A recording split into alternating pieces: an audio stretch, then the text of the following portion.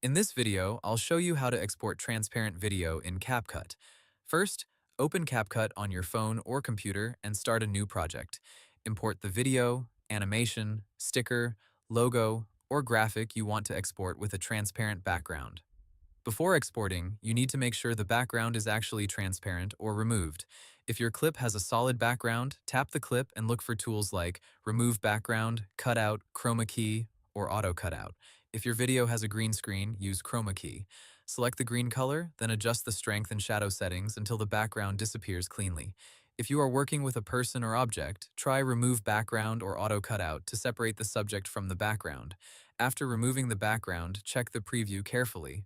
If you still see unwanted edges, shadows, or leftover background color, adjust the cutout or chroma key settings until it looks clean. Now, it is important to know that transparent video export depends on the version of CapCut you are using. Some versions of CapCut may not support exporting videos with a true transparent background. In many cases, CapCut will export the video with a black, white, or colored background instead. If your CapCut version has a transparent export option, tap Export, then look for settings like transparent background, alpha channel, or a format that supports transparency, such as MOV or another compatible format. Turn on transparency if the option is available, then export the video. If you do not see a transparent export option, you can still use a workaround.